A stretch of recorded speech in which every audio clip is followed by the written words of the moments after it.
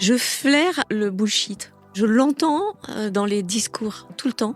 Et je sais que partout, le patron qui parle, ça se voit s'il ne sait pas de quoi il parle. Je me suis dit que jamais je serais légitime à raconter à des ingénieurs comment on répare une caténaire. Jamais. Mais qu'en revanche, parler des conditions d'exercice du mec qui travaille la nuit, qui monte à l'échelle pour essayer de dénicher des nids d'oiseaux sur les caténaires, je l'aurais vu le faire. Et ça valait toute la légitimité de savoir comment on réparait les caténaires. Ça remplace pas, mais c'était ma manière, en fait, de regarder les métiers, pas sur le plan technique, mais sur le plan des compétences humaines que ça nécessitait, des difficultés du quotidien que ça nécessitait, et que ça, j'allais m'y consacrer. L'action, c'est le pouvoir de changer les choses. On devrait avoir 57% de femmes dans les comités dirigeants. On est à 17%. On devient femme de pouvoir. Le pouvoir pour le pouvoir, c'est pas un but. C'est Madame la Présidente. On va avancer du coup un peu sur votre carrière, même si c'était justement passionnant et je voulais vraiment m'arrêter là-dessus parce que comme je dis, c'est votre première falaise de verre que vous avez réussi, donc on vous a donné d'autres postes. Le poste d'après, à chaque fois, on est venu vous chercher ou c'est vous qui êtes allé les chercher? Et après, c'était donc... Alors, directrice de région, je tenais à avoir ce poste. Ok. Parce que c'est un peu le poste où on est reconnu comme un grand dirigeant. Enfin, c'est poste tremplin, quoi. Ouais, c'est à la SNCF, il faut avoir dirigé tous les corps de métier. Enfin, à l'époque, c'était beaucoup le cas. Donc, savoir comment marche une gare, savoir comment... Et donc, quand vous êtes directeur, à l'époque, surtout, quand vous étiez directeur de région, vous dirigiez tous les métiers de l'entreprise. Et donc, vous saviez comment réparer les voies la nuit, comment réguler les trains dans la journée, pourquoi le tableau d'affichage de la gare Montparnasse marchait de travers, pourquoi les vendeurs étaient énervés, pourquoi c'était aussi long de pouvoir obtenir une évacuation des voies parce que la préfecture de police faisait pas son travail. Enfin, tout ça, voilà. Et du coup, quand vous êtes allé chercher ce poste, vous avez des ambitions de COMEX alors? J'avais envie d'être reconnue, d'avoir un vrai poste comme les mecs ingénieurs. C'est-à-dire, jusqu'à présent, j'avais des postes différents qui reconnaissaient ma différence. Et là, j'avais envie du poste de tous les bons élèves qui étaient reconnus parce qu'ils avaient fait une belle carrière avant. Et donc, je me suis dit, maintenant, c'est à mon tour de faire ça. Et ça a été facile de l'obtenir? En fait, pas tant que ça, parce que on aurait bien voulu continuer à m'embarquer dans les trucs différents. Donc mais j'ai dit, non mais ça je veux vraiment le faire. Donc j'ai été, alors pas longtemps parce qu'ils voulaient à toute fin m'en faire partir pour me donner autre chose, mais j'ai pu être à peu près 3 ans directeur de région. Ah bah quand même. Oui. Et après tremplin COMEX, que vous êtes devenue directrice de Transilien. Et donc j'étais directrice de Transilien. Avant ça, une histoire un peu bizarre, c'est que j'en avais marre. Et j'avais dit au président que je voulais partir. Il m'a dit, mais tu devrais pas partir parce que tu seras un jour DRH de la SNCF. Je dis, ça tombe bien parce que justement, je crois pas que j'en ai envie. Attendons, on va s'arrêter là. Pourquoi est-ce que, après vous nous raconterez, mais pourquoi est-ce que là, alors que vous étiez pas du tout dans la filière RH, on vous a dit, vous serez DRH de la SNCF? Parce que je m'étais coltiné les sujets sociaux difficiles. Oui, mais je veux dire, c'est quelque chose que vous ambitionnez, vous? C'est quelque chose qu'on vous a collé sur le dos, ça? À la SNCF, quand on a dirigé les roulants, les contrôleurs ou les conducteurs, on obtient un peu son écusson de scout c'est gérer du social. Et bam, DRH. Et donc, ça veut dire, c'est quand même une reconnaissance, parce que c'est difficile, c'est très difficile, il faut transformer, il y a des grosses transformations à conduire. Et donc, ça vous rend légitime après à vous occuper de ces sujets difficiles. Et vous ambitionnez ou pas ce poste-là? Non. Du tout? Non. Donc, quand la personne vous a dit attention, restez, sinon vous allez être DRH, ça vous a pas forcément donné envie de rester, en fait, du coup? Non.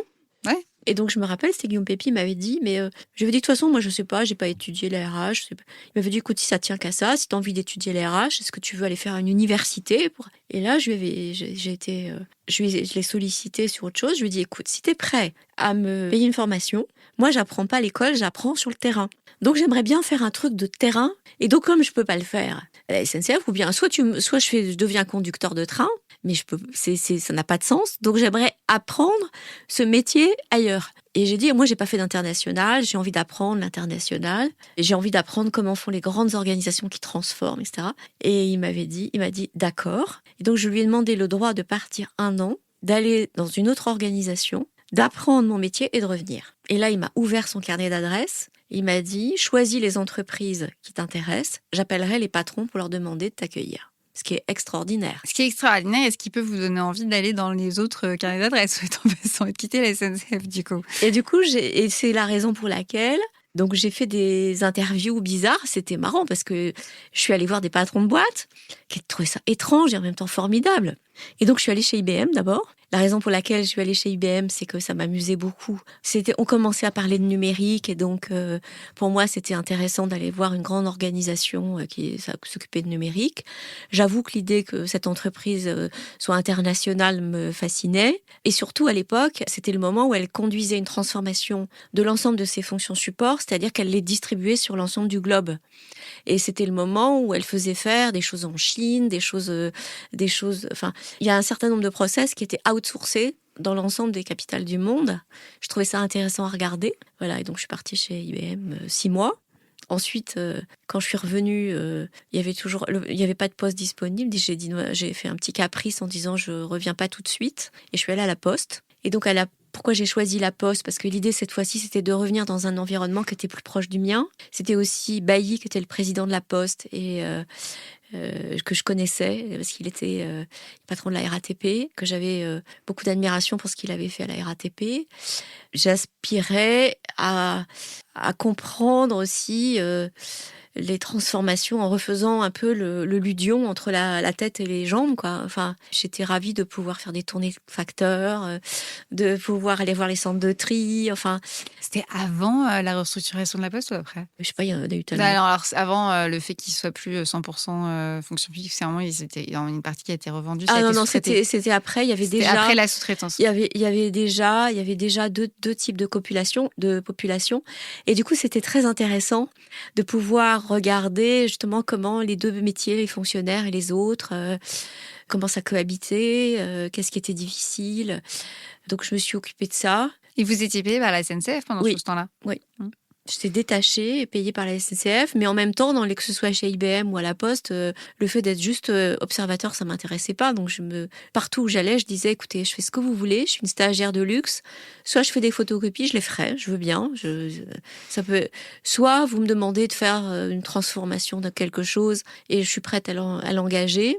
C'est comme ça chez IBM, j'ai rencontré la DRH monde d'IBM, qui à l'époque s'intéressait à l'émergence des métiers d'ingénieur du numérique en Inde et en Chine. Et à l'époque, je me rappelle, son sujet, c'est qu'il sortait 1 million d'ingénieurs des écoles chinoises et indiennes, et qu'elle savait que ça deviendrait la main-d'œuvre numérique du monde. Et quand vous regardez aujourd'hui par qui sont dirigées toutes les grandes organisations américaines, Microsoft, Satya Nadella, Google, ils sont tous issus du continent indien. Et puis aujourd'hui, l'Inde est quand même l'un des premiers en termes de numérique. Et la Chine grossit beaucoup. Ouais. Et donc, c'était très intéressant de voir les réflexions stratégiques avec IBM à l'époque. Et puis, comme en plus, ils m'envoyaient là-bas, donc comme je suis allée à Shanghai, c'était aussi très intéressant. C'est aussi là que j'ai vu les call centers à Shanghai, avec des jeunes femmes qui venaient travailler avec un oreiller. Ah oui, pour dormir sur place. Pour dormir sur place, parce qu'elles n'avaient pas les moyens de rentrer. Enfin, voilà, j'ai aussi vu ça. Alors, vous êtes quand même à un moment retourné à la SNCF, du coup. Oui. Alors, sur le moment, je me suis dit, mais peut-être que Guillaume Pépi, en fait, c'était un agout de placement. C'est pas ça. son nom. Et donc, je m'étais débrouillée pour me faire recruter soit par IBM, soit par la Poste, au cas où il n'ait plus envie de me réintégrer. Mais il m'a fait comprendre que c'était pas du tout ça le plan. Donc, j'ai été réintégrée. Et j'ai pas du tout été réintégrée comme DRH. J'étais intégrée comme patronne de Transilien. Sur votre demande ou sur la leur? Sur la leur. Parce qu'en fait, il y avait je sais plus, c'était produit, je sais plus quoi. Un événement pas très glorieux qui nécessitait qu'on mette quelqu'un de différent. Voilà. Et donc, j'ai été nommée... Vous êtes redevenue la personne différente. Oui, c'est ça.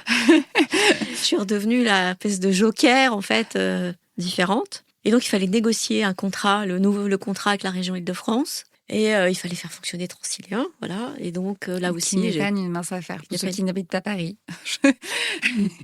C'est pas le plus évident, pardon. Non, c'est pas le plus évident. Et puis, c'est encore une fois, c'est là où il y a le plus de monde, en interne et en externe, enfin, avec les clients. Et c'est pas en même temps ce qui est le plus valorisé, parce que il n'y a pas un conducteur de train qui va vous dire qu'il préfère travailler sur la ligne D. Il préfère travailler sur Eurostar. Oui. Conducteur de train qui démarre sa carrière. Oui, bien sûr. Il deviendra jamais directeur de ligne Transilien. il restera conducteur. Mais il fera conducteur d'un train qu'il considère comme plus prestigieux, qui est le TGV, puis l'Eurostar. Je ne savais pas que l'Eurostar était plus prestigieux que le reste du TGV, mais du coup, c'est intéressant. Pour l'ambition d'un conducteur, c'est de terminer sa carrière sur un Eurostar. Je vais juste faire un aparté par rapport à ce que vous avez dit sur votre année de learning international. Vous avez beaucoup parlé de bon élève, donc on va quand même revenir dessus parce que c'est un terme qui vous plaît, puisque vous l'avez cité beaucoup de fois dans l'épisode. Mais aussi, j'ai dit tout à l'heure, vous venez d'une école de commerce, en fait, vous venez de l'ESSEC, vous venez d'une très bonne école de commerce, donc vous êtes plutôt doué pour les études, j'imagine. Et pourtant, vous avez préféré être sur le terrain, les mains dans le cambouis, ce qui est quand même un peu opposé par rapport à l'idée qu'on se fait du parcours. Comment est-ce que vous êtes aussi naturellement, qu'est-ce qui fait aussi naturellement que vous dites en fait non, je veux aller sur le terrain pour apprendre parce que je sais pas, ça c'est peut-être mon côté rebelle. Je flaire le bullshit. Ok. Je l'entends dans les discours tout le temps et je sais partout, le patron qui parle, ça se voit s'il sait pas de quoi il parle. Je me suis dit que jamais je serais légitime à raconter à des ingénieurs comment on répare une caténaire. C'est sûr. Jamais. Mais qu'en revanche, parler des conditions d'exercice du mec qui travaille la nuit, qui monte à l'échelle pour essayer de dénicher des nids d'oiseaux sur les caténaires, je l'aurais vu le faire. Et ça valait toute la légitimité de savoir comment on réparait les caténaires. Ça remplace pas, mais c'était ma manière, en fait, de regarder les métiers, pas sur le plan technique, mais sur le plan des compétences humaines que ça nécessitait, des difficultés du quotidien que ça nécessitait, et que ça, j'allais m'y consacrer. Et c'est vrai que l'expérience des contrôleurs, ça m'a montré que les conditions d'exercice des métiers, c'était central, que vous pouvez pas réduire. Le monde de la SNCF, c'est un monde qui est à la fois un monde de service et un monde industriel. Mais c'est un monde vivant. Et donc, le problème des ingénieurs, c'est qu'ils réduisent les sujets à des sujets techniques, de procédures. Et heureusement qu'il en faut. Mais toute la partie vivante, c'est-à-dire le vivant, c'est-à-dire la cellule qui vieillit, qui meurt, on peut le retrouver à l'identique dans les systèmes. Et que l'infiniment grand et l'infiniment petit, c'est aussi du vivant. Et qu'il faut y être attaché, et que c'est comme ça qu'on arrive à comprendre comment les systèmes bougent, comment ils évoluent, comment on les transforme. C'est-à-dire, si on comprend le fonctionnement de la cellule, on aura d'autant plus de facilité à comprendre des pathologies, et c'est vrai des systèmes organisationnels qui sont composés d'humains. Et ça, faut être sur le terrain pour le savoir. Et ça, il faut le voir faire. Sinon, on imagine comment c'est fait et là, on se trompe. Du coup, quand vous êtes devenue directrice Transilien, vous avez refait un peu ce que vous avez fait en contrôleur, c'est-à-dire d'aller sur le terrain, mieux connaître. Par contre, vous êtes entrée au COMEX, et ça m'intéresse, que vous étiez toujours... On est venu chercher pour quelque chose de différent, donc vous étiez l'élément créatif du COMEX, j'imagine. Comment ça s'est passé pour vous, cette entrée au COMEX ? J'étais à la fois fière. Ok. C'était combien de personnes, le COMEX, juste 15. Pour voir. Ok. 15. Il y avait plusieurs femmes, et notamment il y avait des femmes non pas dans des fonctions de support, mais dans des fonctions de business unit, ce qui était plutôt bien. À l'époque, pas courant, ouais. Pas courant. D'ailleurs, j'ai fait mon entrée au COMEX avant de prendre Transilien parce que on m'avait demandé d'être chef de projet d'une transformation. Et j'avais refusé de quitter mon poste de directeur de région pour faire la transformation parce que je voulais la voir depuis ce poste. Et donc j'étais dans une situation complètement bizarre où je suis rentrée au COMEX en étant restée directeur de région parce que j'avais en fait les deux fonctions en parallèle. Ça n'a pas duré longtemps, mais j'avais déjà eu cette expérience. Quand j'y suis rentrée, je suis redevenue une petite fille bonne élève au début. Ok.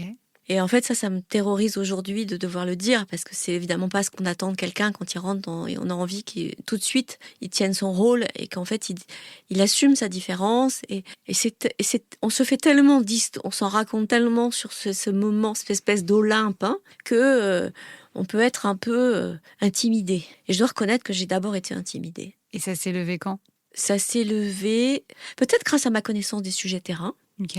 Quand vous maîtrisiez mieux, du coup, le Transilien ? Oui, le fait d'être membre du cycle d'astreinte et de devoir me coltiner des sujets de crise, ça m'a aussi donné de la légitimité, parce que j'avais encore, en tant que directeur de région et en tant que Transilien, de contrôleur, j'avais dû gérer des cellules de crise. Mais il me manquait une dimension qui était, je sais pas comment le dire, le côté l'hyper corporate, c'est-à-dire l'influence politique, la finance, vraiment, enfin la finance financière, c'est-à-dire la manière de regarder finalement une activité avec ses actifs, ce que ça peut représenter, comment l'État peut investir, pas investir. Toutes ces dimensions-là, je les avais approchées, mais elles étaient encore nouvelles pour moi et il m'a fallu les apprendre. Là, ça a été ça a été un gros apprentissage. C'était intéressant. À chaque fois, on a toujours ce problème éternel des femmes, le syndrome de l'imposteur, de l'inquiétude de pas savoir, de l'illégitimité, de balbutier quand on n'est pas dans son domaine de compétences naturelles. Alors, on peut pas maîtriser tous les domaines, mais il y avait quand par exemple pendant les processus budgétaires en Comex, parce que ça commençait par le Comex, le budget. Il m'arrivait de passer la nuit à réviser tellement j'étais angoissée à l'idée de dire n'importe quoi sur des sujets où j'avais le sentiment d'être nulle. Et ça finit par s'arrêter quand même. Oui. À un moment, vous avez maîtrisé. Oui. Je vais revenir à ce syndrome de la bonne élève que vous avez cité beaucoup et vous m'avez dit en plus en Comex, je suis revenue à cette histoire de bonne élève. C'est quoi pour vous ce syndrome de la bonne élève qui vous marque autant dans votre parcours ? C'est à la fois le syndrome de la bonne élève, mais c'est les rêves de petite fille qu'on peut faire, de découvrir qu'on est à l'école et qu'on a oublié qu'on est encore en chaussons. C'est le fait que d'un seul coup les autres découvrent qu'en fait, que vous êtes différente, que vous n'avez pas tout ce qu'il faut. Enfin, vous avez dû rêver de ça, je sais pas. Moi, non, jamais. Je sais pas, je vois ce que vous voulez dire. Mais moi, j'ai rêvé plein de fois que j'étais arrivée à l'école et j'avais oublié de mettre ma jupe, ou j'étais arrivée à l'école et j'avais oublié de mettre mes chaussures, ou que quand je prenais la parole, il me sortait je savais plus ma récitation, et donc, soit je décevais, soit des gens qui étaient jaloux pouvaient se dire ah. Elle sait pas tout, elle. Voilà. Et ça, c'est le côté un peu énervant des bonnes élèves. C'est que, en fait, quand on est bon élève, on a du mal à donner la place aux autres. Et donc, les autres peuvent être jaloux. Donc, c'est ce côté j'ai pas vécu de harcèlement à l'école, mais j'ai bien vu quand même que c'était plus sympa d'être le camp qui fait rigoler les autres que d'être au premier rang, de lever le doigt, de dire maîtresse s'il vous plaît, et que la maîtresse dise bon, c'est pas toujours toi qui réponds aux questions, etc. C'est faire l'entre-deux, en fait. C'est trouver sa place, en socialement parlant, tout en gardant son côté intellectuel qui nous plaît. C'est un peu ça l'idée. Ouais, l'idéal, c'est d'être bon élève en donnant l'impression qu'on est un cancre. Ça, c'est le rêve, quoi. C'est Hermione Granger, sympa. Ouais. Alors, les mecs arrivent mieux à faire ça. Ils sont peut-être moins bons élèves. Statistiquement parlant, les femmes sont meilleures élèves. Oui, bien sûr. En termes de diplôme. Parce que vous l'avez cité plusieurs fois et en même temps, c'est drôle parce que vous avez revendiqué votre créativité, votre originalité dès le début. Et en même temps, vous devez votre carrière à ça, si j'ai bien suivi votre parcours. Donc, finalement, on vous a plus reconnu pour cette fameuse originalité, finalement, d'oublier votre jupe ou de y aller en chaussons. Moi, j'ai jamais rêvé. Je suis allée en chaussons en maternelle. Vous voyez, ça m'a pas. Je m'en suis rendu compte en arrivant. Et pourtant, ça vous a quand même poursuivi. C'est ça qui est original. C'est-à-dire qu'à la fois, ça a été. Mais je reste une bonne élève. Vous voyez, là, je fais vraiment attention. Faites attention à ce que vous dites. Mais non, je fais pas attention à ce que je dis, mais je respecte les codes, en fait. Ouais, je commence par respecter les codes de l'environnement auquel on me donne accès. Et après, je considère qu'une fois que j'ai obéi aux codes, j'ai le droit d'imposer les miens. Ok, d'où le fait que vous êtes arrivé au Comex en mode je regarde, j'apprends, je regarde les codes et quand j'ai maîtrisé les codes, je peux parler. Oui. Okay. Après, est-ce que c'est pas plutôt cohérent en vrai ? Parce qu'on se dit que c'était ça, mais est-ce que c'est pas une bonne idée ? Oui. Et comme il faut aller vite dans tout, il faut apprendre vite les codes. C'est vrai. Et sur le terrain, c'est plus simple du coup. Ouais. Je comprends ce que vous voulez dire. Vous avez enfin eu le poste de DRH que vous vouliez ou pas du coup au final, puisque je sais toujours pas si vous l'avez voulu. Non. En fait, je pars de Transilien, j'ai pas envie. J'ai pas envie de quitter Transilien. Pour quitter parce que du coup, il y a un changement politique à la région et donc il faut mettre une nouvelle équipe. Je vis pas très bien parce que je trouve que j'ai pas molli et que j'aurais pu y rester, surtout qu'on me demandait avant d'y rester. Enfin bref, il y a une histoire politique compréhensible, mais bon, ça me saoule de quitter ce poste, même si je suis crevée. Dans un premier temps, je suis pas vraiment DRH, mais on m'envoie faire une grosse transformation côté infrastructure qui suppose en fait que je suis envoyée loin de mes bases. Et notamment, il y a le poste de DRH dedans. Je vous fais grâce d'une transformation d'organigramme, enfin bref. Et j'ai pas très envie d'y aller. Mais là encore, j'y vais parce que je suis différente. C'est-à-dire, parce que vous êtes différente. Vous êtes venue vous chercher, on a lourdement insisté parce que vous êtes différente, ou vous vous êtes dit, je vais y aller parce que je suis Non, différente? en fait, il se trouve que le patron de cette entité est issu de la Poste, Ok. qu'il est nommé président de SNCF Réseau, parce que c'est 2 entités différentes, Ok.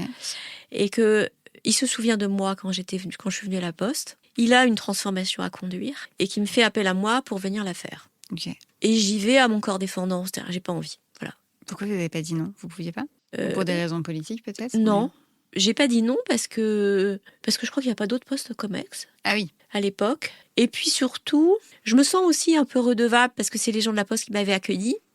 Et je me dis, si alors qu'il est à la SNCF maintenant et qu'il me demande de venir auprès de lui, je lui dis non, c'est pas très juste. La bonne élève toujours, finalement. Et donc j'y vais. Et là encore, il faut. Alors là, je vais à RFF avant de rentrer. Enfin, il y a une fusion à faire et en fait, les gens de SNCF et RFF se détestent. Et donc là encore, je vais en terra incognita. Hein. Et donc il faut que j'apprivoise. Juste pour remettre le contexte SNCF Voyageurs et SNCF Réseau, c'est qu'en fait, ils faisaient partie d'une seule entreprise, et vous me corrigez si j'ai faux, et en fait, l'État a souhaité le séparer pour une question de budget, parce qu'il y en a un qui était très en déficit versus l'autre, et SNCF Réseau, en fait, c'est toutes les lignes qui emmènent les marchandises vers l'industrie, c'est pas ça? SNCF Non. Réseau? Non. Ah non, c'est... SNCF Réseau, ça date il y a 30 ans. Il faut sortir la dette de la SNCF. Oui, c'est ça. Et donc, on l'isole, on la met dans un endroit. Et en face de la dette, il faut mettre des actifs, on met l'infrastructure. Et ça prépare l'ouverture à la concurrence, c'est-à-dire qu'on va distinguer le réseau de ce qui circule sur le réseau, voyageurs compris. Très bien. Voilà. Et donc, ça a créé une discussion. Donc, ça a dissous des collègues qui travaillent ensemble. Ça crée une scission. Et après, on découvre que la scission qui a été faite 15 ans ou 20 ans plus tard, elle ne s'est pas faite au bon endroit. Il faut aller chercher à la SNCF des gens pour les ramener de l'autre côté. Et en fait, il faut faire travailler ensemble des gens dans une seule entité, alors que ces gens ont été séparés et se détestent. Parfait. Évidemment, il faut faire une transformation à tous les niveaux, c'est-à-dire dans les process, les techniques, les SI, les machins, les grades, tout ça, il faut faire ça. Et donc, la personne en charge du secrétariat général de ça, c'est moi. Donc, je vais faire tout ça. Très bien. Et ça dure combien de temps, ça? J'ai fait ça pendant 2 ans et demi. Pour un poste que vous vouliez pas, c'est loin. Et après, poste de DRH? Non. Alors, non. Ah, du coup, j'essaie de suivre. Parce que donc je suis secrétaire générale. Ok. Et dans la fonction de secrétaire générale, il y a la direction de l'innovation, la direction juridique, la direction des SI, etc. et la DRH. Ah, d'accord, ok. Et je dis, il n'est pas normal que la DRH ne soit pas au COMEX, donc je serai par ailleurs en titre DRH. Ce qui fait que je fais la même chose que j'avais fait quand j'étais directeur de région, c'est-à-dire que j'assume d'être à la fois le N-1 et le N. C'est pas forcément une très bonne idée parce que ça envoie un message compliqué, mais je voulais absolument exercer la fonction de DRH pour comprendre en fait les gens, encore une fois, pour ne pas avoir que des fonctions support à diriger. Ok, très bien. Et après, vous avez quitté la SNCF. Alors, vous l'avez dit dans plein d'épisodes, donc je vais me permettre pour des raisons politiques de changement. Et ça change. Voilà. Je sens que je vais être au placard et que je hors de ça. Et donc, je sais que je vais être chiante si je suis au placard. Je vais être malheureuse et donc il vaut mieux que je m'en aille. Et donc, je négocie mon départ. Et voilà, je pense que ça arrange tout le monde. Comme ça, on n'a pas à me trouver un poste sur le côté. Enfin, voilà, tout. Voilà. Et vous rebondissez dans les startups, vous avez écrit un livre sur ce sujet. Du coup, je n'ai pas forcément à approfondir là-dedans. J'invite les auditeuristes qui ont envie d'en savoir plus, d'écouter tous les enregistrements que vous avez fait ou de lire votre livre. Mais il y a un point quand même sur le milieu des startups que j'aimerais creuser, c'est que vous avez dit à un moment dans une interview que c'est un monde de guerriers. Justement, plutôt très masculin. J'aimerais savoir ce que vous voulez dire par ça. Parce que vous venez quand même de la SNCF, qui n'est pas un monde de guerriers, ça on le voit pas comme ça, mais qui est quand même très masculin, mais qui a sa propre façon d'être. Et par l'élément un peu perturbateur que vous étiez, entre guillemets, vous avez fait votre chemin et fait bouger plein de choses. J'ai presque envie de vous dire, j'ai l'impression qu'on a pour vous remercier pour quelque chose de ce qui fonctionne à la SNCF aujourd'hui, puisqu'on est tous utilisateurs quand même. Mais du coup, voilà, la start-up et le monde guerrier, qu'est-ce qui vous a fait dire ça, en fait? Pourquoi je dis ça? Parce qu'il y a une espèce de mantra chez les start-upers du fait qu'il faut être un peu cuirassé pour aller au front. Il y a le fameux « fake it until you make it ». Donc, fais croire que tu sais faire quand même tu sais pas. Là, c'est l'anti-syndrome de l'imposteur. Hein. C'est l'ego au taquet. Hein. Donc, il y a ça. Il y a le côté, j'ai à peine démarré mon activité et je prétends potentiellement que dans 10 ans, je deviendrai plus puissant que Microsoft et Google ensemble. Donc, il y a une espèce de rage de devenir gros, grand et avoir un pouvoir immense. Et à côté de ça, il y a des représentations masculines, des beaux gosses en t-shirt et en jean qui posent sur... Et puis c'est la grande époque de la Startup Nation, c'est-à-dire de l'idée qu'on va en découdre avec le monde du fric, le monde de la rapidité. Et donc, il faut être un guerrier en plus parce que... Quelqu'un m'a dit un jour que j'ai trouvé ça très pertinent. Les startups, c'est comme les tortues, en fait. Elles pondent 1000 œufs et il y en a 3 qui, en fait, arrivent à la mer. Hein. Et finalement, il y a que ces 3-là qu'on voit. Il y a tous les autres qui meurent en chemin. Mais tous ces mecs, parce que c'est beaucoup des mecs, rêvent d'être les 3 tortues et donc d'être, en fait, les guerriers qu'on réussit. À la fin, c'est quand même une histoire de testostérone. Voilà. Et donc, c'est un monde de guerriers. Et alors, quand on est femme, commerciale et senior, en fait, c'est pas pour nous, quoi. Ah, c'est l'anomalie totale, là, pour le coup, c'est la créativité totale. Alors, vous parlez aussi beaucoup d'agisme dans les podcasts. Je vais pas forcément en parler là, parce que c'est quand même un vrai sujet. Mais du coup, vous qui êtes plutôt dans la posture de bon élève, vous êtes rentré dans le monde du start-up pareil, en apprenant, en regardant. Comment vous vous êtes approprié ces codes ou pas? Parce que c'est des codes quand même qui sont à l'opposé. Okay. Donc, vous êtes devenue une guerrière, du coup? Non, mais pareil, en apprenant, hein, en passant par les étapes, c'est-à-dire... En fait, les guerriers, c'est énervant, les guerriers qui revendiquent muscleurs, etc. Mais n'empêche qu'ils vont au front. Les casques, ils servent à quelque chose. Ils scoltinent les sales boulots. Et donc, je l'ai fait aussi comme eux. C'est quoi le sale boulot? C'est qu'on commence par faire soi-même le travail qu'on fera faire aux autres plus tard. On se paye tous les rendez-vous. On se fait jeter à tous les rendez-vous de sales. On se fait jeter à tous les premiers rendez-vous avec les analystes financiers des investisseurs.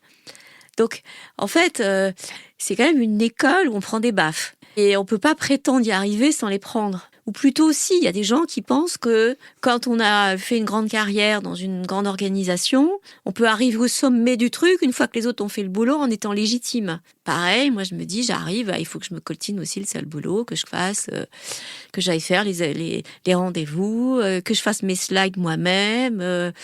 Alors, autant vous dire que c'est terrible parce que moi, je découvre, quand je rentre dans le monde des startups, j'ai 55 ans, j'ai pas fait de slide depuis 20 ans. Hein. Et donc, je dois refaire par moi-même des tas de choses que je ne sais même plus comment les autres faisaient pour me les faire. Et donc, j'ai réappris.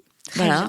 Il faut réapprendre. Et donc, je sais refaire des slides, me servir de certaines apps. Je refais tout ça, voilà. Mais tout ce côté égo de guerrier dont vous nous parlez, qui est quand même aussi qui marche, parce que, je crois qu'il y a 12% de femmes au niveau européen qui arrivent à avoir des fonds pour monter une boîte. Du coup, tout ce côté guerrier, fake it until you make it, etc. Est-ce que c'est des codes que vous avez fini par prendre ou pas? Parce que... Non, et d'ailleurs, ça m'a fait souffrir. Ok.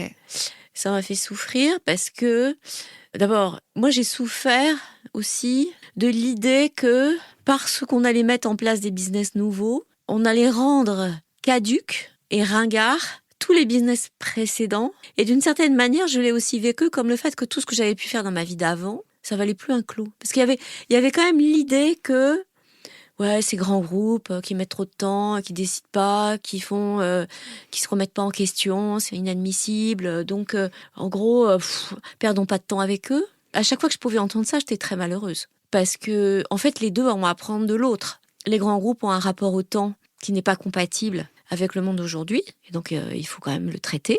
Et donc, les start-upers ont raison de les rappeler à l'ordre sur le rapport au temps. Et en même temps, les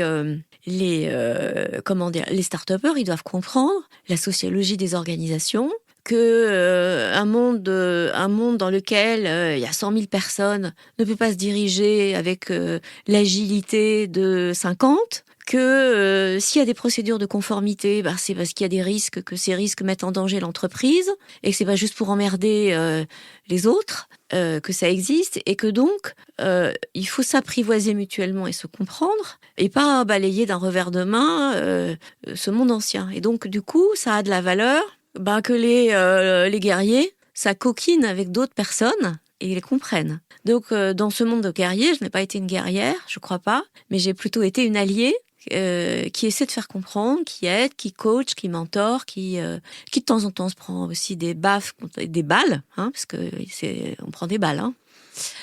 Et vous savez notamment, les balles que vous prenez, c'est la peur. Quand vous avez dirigé beaucoup de monde, vous avez un rapport au temps qui, évidemment, je le disais à l'instant, n'est pas le même. Donc, quand vous savez que vous avez 6 mois de trésorerie et que vous avez des gens à payer, vous dormez moins bien la nuit que les autres, parce que vous savez ce que ça veut dire. Les autres, à la limite pas, parce qu'en fait, ils mesurent même pas ce que ça peut vouloir dire. Et là, les autres qui sont fondateurs vos collègues, vous voyez, ouais, c'est-à-dire qu'en fait... la responsabilité, le fait d'avoir charge de dame, le fait que, moi j'ai toujours vu les salariés comme des familles. C'est pas que une personne que vous recrutez, c'est des familles. Quand moi j'ai fermé des sites à la SNCF. Quand vous fermez un site, que vous avez les élus qui en fait viennent parce qu'ils sont consternés que l'emploi puisse disparaître, que vous avez les enfants des salariés de l'entreprise qui viennent envahir le comité d'établissement. Vous savez que vous rendez les choses plus compliquées. Alors, vous pouvez dire on est dans une entreprise qui vire pas les gens, donc les salariés se retrouvent pas sans job, mais ils se mettent à prendre le train et à faire 150 km pour aller prendre un job qu'ils voulaient pas en échange du job que vous leur avez pris. Donc, vous avez quand même une compréhension de ce que ça peut vouloir dire le travail, le salaire, la rémunération, indépendamment des conditions d'exercice des métiers. Puis c'est énervant quand c'est caricaturé. Voilà. Je reviens sur quelque chose que vous avez dit qui vient dans la même idée. Vous m'avez dit un chef, c'est fait pour cheffer. La fameuse formule. La fameuse formule qui n'est pas forcément comprise non plus. Qui vient, mais j'ai envie de dire qu'il vient de Chirac, mais non, je ne crois pas. Je ne sais pas de qui elle vient. Mais moi, j'aurais pensé la même chose, qu'elle venait aussi de Chirac. C'est Chirac, c'est ça. Ouais. Donc c'est ça, un chef c'est fait pour cheffer. Du coup, ça veut dire quoi pour vous? Parce que moi, ce qui me fait rire dans votre expression, c'est que vous me dites un chef c'est fait pour cheffer et vous venez de parler pendant 1 heure de fait d'être proche des équipes, d'aller sur les équipes, etc. Donc, c'est quoi votre vision du coup de tout ça? Alors, c'est pour le coup, j'espère que le reste était clair, mais pour moi, c'est extrêmement clair. Et justement, c'est pour ça que ça m'intéresse que vous précisiez. Moi, je crois beaucoup au principe de subsidiarité, c'est-à-dire chaque fois que c'est possible, un chef crée les conditions pour que les collaborateurs puissent décider par eux-mêmes de ce qui va être nécessaire pour réussir un projet, et sa responsabilité, c'est de lui donner les moyens de le faire. Ok. Donc on dit pourquoi il y a un chef qui cheffe? Oui. Sauf que il y a plein de fois où ça marche pas. C'est-à-dire il y a plein de fois où les conditions sont pas réunies. Il y a plein de fois où il y a plein de décisions impopulaires à prendre. Il y a plein de fois où il y a un client qui nous claque dans les doigts, on n'a plus d'argent, il faut virer des gens. Il y a plein de fois et qu'en fait c'est la responsabilité du chef de faire ça. Parce que c'est du sale boulot. Et si vous imaginez que les gens vont spontanément s'en saisir, organiser un consensus à leur niveau pour supprimer leur propre emploi, vous rêvez. Donc ça ne se fait pas. Oui, donc en fait, c'est une question de périmètre. En fait, ce que vous dites, c'est que ce qui est au niveau de l'emploi de la personne et du périmètre, le chef, son rôle, c'est de faire qu'à sur son périmètre, la personne puisse prendre ses responsabilités et des décisions. Mais que par contre, au niveau des décisions qui sont plus globales et qui appartiennent justement il doit les prendre. Risques et situations, c'est à la direction de Oui, mais il doit aussi intervenir courageusement pour aller se mêler du périmètre en dessous, s'il s'aperçoit qu'il y a des manquements aux valeurs, si les droits et les devoirs des gens ne sont pas respectés, s'il y a de la performance qui n'est pas au rendez-vous. Et ça suppose de prendre des décisions qui sont dures, parce que tout à l'heure, quand je vous disais que j'étais attentive aux personnes et qu'une personne qui travaille, c'est une famille qui vit, si la personne n'est pas au rendez-vous de la performance, c'est pas pour autant que la famille vit que vous allez en fait considérer que c'est pas grave et vous allez en fait en tirer les enseignements et vous pouvez très bien décider de mettre la personne dehors et de mettre la famille en difficulté. Et c'est la responsabilité d'un patron de faire ça. Et c'est impopulaire. Non, mais c'est intéressant d'avoir cette double casquette. Vous avez raison, parce que souvent, on confond justement le chef c'est fait pour cheffer d'un côté très directif, et je pense que c'était un peu la vision de Chirac, si je peux me permettre, le fait d'être proche et empathie. En fait, on a l'impression que c'est aussi l'image que les femmes sont empathiques, sympathiques, etc. Oui, mais les femmes qui sont à des postes de direction, elles sont empathiques, mais elles savent prendre des décisions. Je vous donne un exemple. Tiens, parlons d'un sujet très actuel, des violences qui pourraient s'exercer vis-à-vis d'une femme dans un service dirigé par un homme. Vous la prenez. Vous pensez qu'il faut mettre la décision de virer l'homme au consensus de l'ensemble d'une équipe? Non. Il faut un chef pour cheffer. Qui disent, toi, tu dégages. Ça, c'est un chef qui cheffe. Non, vous avez raison, mais au moins c'est très clair. Vous avez raison. Et en fait, il y a des chefs qui n'osent pas cheffer dans ce genre de circonstances. C'est vrai. Et en plus, pour revenir à votre point de tout à l'heure, c'est aussi le fait de le virer, c'est de donner justement à la femme en question la possibilité de prendre sa responsabilité et d'agir comme elle le souhaite. Ce qui n'est pas possible si vous ne virez pas la personne. Ce qui revient aussi à votre premier point de dire qu'il faut donner la possibilité aux gens de faire leur boulot. Donc très bien, c'est très clair. Ça veut dire quoi le titre pour vous de directrice? Parce que entre la start-up, la SNCF, le fait qu'on vous donne du pouvoir, le titre, est-ce que ça a une importance pour vous? Et si oui, laquelle? Et sinon, pourquoi? Je pense qu'en début de carrière, j'y étais très attachée. Et d'ailleurs, à la SNCF, quel que soit d'ailleurs ce que les gens peuvent penser de vous à titre personnel, ils vous donnent du Madame la directrice générale. Et en fait, ça sonne bien à vos oreilles. Hein. Donc, il y a quelque chose de l'ordre du statut derrière le titre. Et donc, le titre, c'est ce qui vous donne... En fait, le titre, et pour moi, il est cousin du pouvoir. Et après, la personne que vous êtes et le fait d'être puissant par la manière dont vous y prenez fait que le titre n'a plus d'importance. Je voulais quand même vous poser une question sur les aquarelles et la peinture. Parce qu'en fait, on n'en a pas du tout parlé. C'est une activité que vous menez depuis quelques années, mais que vous avez un peu fait à la SNCF. J'ai vu que vous faisiez des dessins. Vous postez des aquarelles sur chaque post LinkedIn que vous faites. C'est quoi le pouvoir de l'image selon vous? C'est une voie différente. En fait, c'est une façon de remettre de l'émotion dans des choses qui pourraient être exclusivement techniques. Ok. C'est aussi une façon de représenter une situation pour que les autres, ça c'est pour ça que j'ai fait ça sur LinkedIn, on s'identifie plus facilement à quelqu'un qui est représenté en dessin que quelqu'un qui est représenté en photo. Et donc, pour moi, c'est une façon de parler de façon plus universelle d'une situation professionnelle que de la désigner en tant qu'une personne. C'est le pouvoir de l'émotion. En fait, je peux citer un exemple. Il m'est arrivé d'utiliser des dessins dans ma carrière pour envoyer des messages à des gens parce que je savais pas m'y prendre autrement qu'avec un dessin. Parce que je trouvais pas les mots, parce que les mots allaient être surtout réinterprétés à l'aune de qui je suis. C'est-à-dire, vous voyez, si vous voulez dire quelque chose à quelqu'un qui vous voit d'abord comme la direction, etc., et qu'en fait, vous craignez que le message d'empathie ne passe pas, si vous lui envoyez un dessin à la place d'un texte, il y a plus de chances que ça fonctionne. C'est vrai. Bon, après, moi, on a dit que je suis hyper créative. Donc, depuis que je suis toute petite, j'utilise mes mains. Donc, je couds, je peins, je bricole. Enfin, j'ai besoin de fabriquer des bidules. Je fais des poupées, des machins. Enfin, voilà. Donc, j'ai besoin de me servir de mes mains. Et donc, j'ai commencé par faire du collage. Après le collage, j'ai pris des cours de dessin parce que je trouvais que j'avais besoin de restructurer un peu mes collages. Et c'est là que j'ai découvert le pouvoir de l'aquarelle. J'ai beaucoup aimé. Et je me suis lancée dans la peinture, l'aquarelle, puis j'ai fait des petits formats d'aquarelle, puis des plus grands formats, puis des formats j'ai fait de la gouache, puis machin, puis après, voilà. Et puis maintenant, je fais des grands tableaux et je les expose. Donc, il y a un côté, très gratifiant, là, je vais pas dire de faire une carrière d'artiste parce que c'est un peu prétentieux, mais en tout cas d'accéder à la reconnaissance, finalement, d'un monde qui est, encore une fois, qui a d'autres codes que j'apprends aussi. Parce que exposer dans une galerie, c'est aussi d'autres codes, d'autres personnes, d'autres types de... Il y a des codes techniques, il y a des codes politiques, il y a des codes... Enfin bref, tout ça. Et voilà, on commence par être un peu débutant. Puis après, on fait une deuxième expo, ce qui va être la semaine prochaine. Donc, je dis... Alors, on est en décembre. Du coup, ce sera juste avant Noël, parce que l'épisode va ressortir en février. Donc, je le dis. Malheureusement, ce sera passé. Oui, mais j'en ferai une aussi en février. Eh bien, très bien. Voilà, donc tout ça, c'est chouette. Après, vous connaissez sans doute le très beau livre L'éloge du carburateur. Non, je le connais pas. Qui a été écrit par un prof de sociologie d'Harvard qui a décidé de quitter son job, l'université, pour ouvrir un atelier de réparation de motos. Et qui en fait a écrit ce que le pouvoir de faire avec ses mains permet, c'est qu'en fait il vous remet, en fait, quand vous travaillez sur des sujets intellectuels, vous êtes sur des cycles longs. Et le pouvoir, quand vous faites avec vos mains, en fait, vous avez immédiatement le résultat de l'action que vous vous engagez, et ça marche ou ça marche pas. C'est à la fois extrêmement satisfaisant, et ça permet au cerveau d'apprendre, en fait, parce qu'en fait, les cycles sont courts. Et donc, c'est très précieux quand vous êtes sur des sujets de cycle long, de pouvoir, en fait, vous faire du bien en travaillant votre cerveau sur du cycle court. Voilà. Ok.